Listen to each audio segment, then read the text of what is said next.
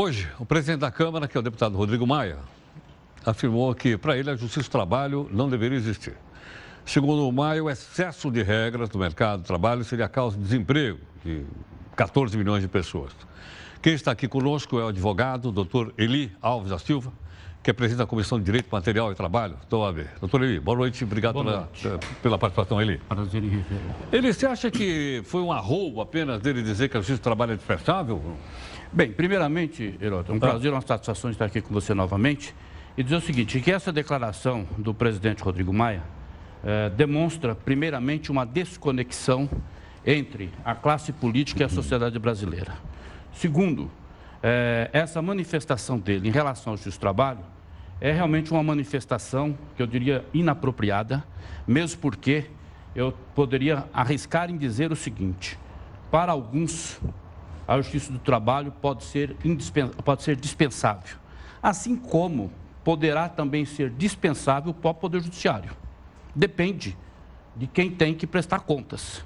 Agora, em relação à justiça do trabalho propriamente dito, não se pode perder de vista que a justiça do trabalho ela tem uma atividade extremamente eficaz, eficiente, sobretudo porque ela tem demonstrado ser eficaz nas suas decisões e no cumprimento das suas decisões.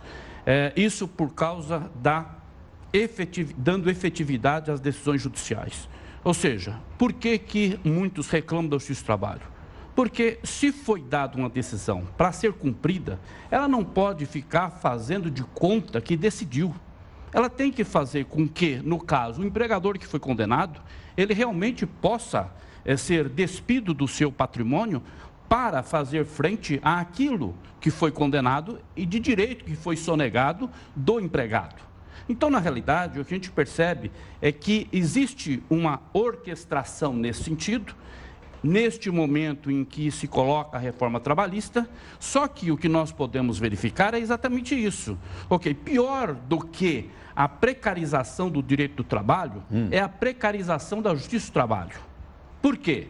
Você sabe, de uma maneira geral, e o seu público também, que, como a gente verifica nas questões das privatizações, primeiro deixa chegar ao pior nível possível, para depois colocar para privatizar, porque aí a iniciativa privada vem e coloca as coisas nos seus devidos lugares. No que diz respeito ao justiça do trabalho, fazendo ainda uma analogia, ainda que não totalmente equilibrada, mas a rigor é o seguinte, o ano passado houve uma redução no orçamento da justiça do trabalho de 30% no que diz respeito à estrutura propriamente dito.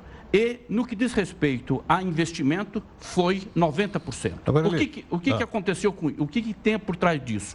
A Justiça do Trabalho, por exemplo, tinha orçamento até agosto. Caso contrário, fecharia as portas. É evidente que perceberam realmente a grande besteira que fizeram e aí colocaram uma complementação e resolveu o problema. Será que ele estava se referindo à legislação trabalhista? Outro dia, foi aprovada, foi sancionada uma lei que estabelece como é que se dá uma gorjeta no país.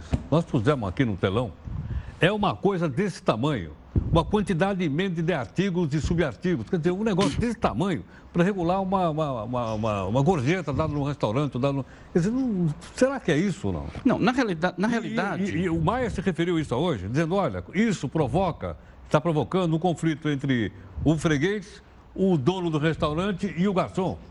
Por isso, Heródoto, que a negociação feita entre a classe trabalhadora e o empregador é importante e necessário para que possa ser ajustado diante daquele caso concreto. Porém, desde que isso efetivamente não venha precarizar o direito do trabalho, ou seja, no momento em que nós estamos discutindo a reforma da legislação trabalhista, no momento em que está todo mundo preocupado com a manutenção do seu emprego. Então, se alguém aproveita este momento e venha negociar onde o trabalhador esteja com a dor de estômago, isso vai ter um reflexo diferente do que se ele tivesse numa situação estável, numa relação tranquila. E essa questão da legislação trabalhista, eu não vejo como sendo algo tão assim catastrófico no que respeito à economia. Como é que os empresários dizem que não tem segurança jurídica? Não tem segurança jurídica porque, a rigor, o que ocorre é que, quando é feita uma negociação, quando essa negociação não atende os parâmetros determinados pela própria lei, pode, eventualmente, o Ministério Público, ou até mesmo o próprio sindicato que negociou, denunciar isso e ter aquilo que foi discutido ou negociado ser desconsiderado pela própria Justiça do Trabalho. Essa é uma questão da segurança jurídica. Segurança jurídica. Eu diria para você que essa segurança jurídica é relativa. Por quê? Porque nós não temos uma situação onde o que foi negociado possa prevalecer sobre o legislado. O que tem na legislação é o que deve ser cumprido. Essa é a regra geral que nós temos hoje. Quando se coloca essa questão do negociado sobre o legislado, eu já tive o prazer de estar aqui com você e falando sobre isso, porque, a rigor, o que a lei tem que prever é o mínimo de garantia para o empregado. Porque, caso contrário, nós estaríamos realmente diante de uma situação de barbárie. Porque, é lógico que diante do prevalecer a força. E prevaleceria a força, exatamente, porque numa situação em que a gente possa considerar dessa forma, o que tem mais força vai sobrepor sobre o que tem menos força. Há outros países que não têm justiça do trabalho? Tem justiça, mas não tem justiça do trabalho. Porque aqui nós temos justiça do trabalho, temos justiça eleitoral, temos justiça federal, justiça estadual. Heródoto, acontece o seguinte, veja, não dá para querer pegar o modelo de outros países para colocar aqui, porque a nossa realidade é diferente. Por que existe a Justiça do Trabalho e por que existe esse caminhão de reclamações trabalhistas? Porque os empregadores não cumprem a legislação trabalhista. Então, veja, se não tem o cumprimento da legislação e o empregado vai, obviamente, ter oportunidade de reivindicar quando ele for demitido daquela empresa, quando não tiver mais vínculo com ela, é que ele vai entrar com a reclamação trabalhista. No momento de crise, no momento de 12 milhões, 13 milhões de desempregados, é evidente que a tendência é aumentar esse número de reclamações trabalhistas. Então, não dá para querer imaginar que essa situação é catastróficas. Na realidade, há pouco tempo atrás, nós vimos a economia numa situação extremamente evolutiva e a legislação era a mesma. Então, não é necessariamente a legislação trabalhista que vai prejudicar o desenvolvimento da economia. No que diz respeito ao Justiça do Trabalho, existem alguns excessos, existem alguns exageros, até existem. Porém, existe o duplo grau de jurisdição para corrigir essas distorções. O advogado, doutor Eli Alves da Silva, gentilmente aqui conosco. Eli, nessa questão toda que você explicou de uma maneira bastante didática e enfática para as pessoas entenderem. Bom, e aí? Vamos ter reforma trabalhista ou não vai ter reforma trabalhista? Eu não tenho dúvida que, como está orquestrado tudo isso, vai ter a reforma trabalhista. Porém, esse projeto de lei, que é o 6787-2016, que está sendo discutido na Câmara, ela traz algumas alterações que tem também um viés arrecadatório. Por exemplo, um deles é que o empregador que não registrar o empregado vai sofrer uma multa de R$6.000 por empregado.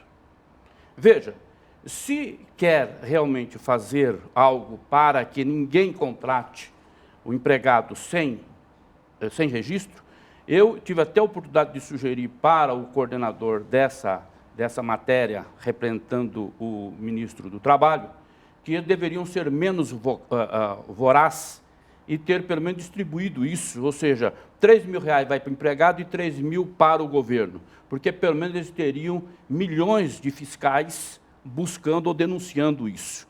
Mas, a rigor, essa é a situação que nós temos como algo também arrecadatório. E quando se exige, aplica uma multa dessa natureza, o empregador vai registrar, tem que registrar, porque não fica mais caro o molho do que o peixe, e diante disso, o governo também vai ter arrecadação diante daquilo que vai ser oriundo da relação trabalhista.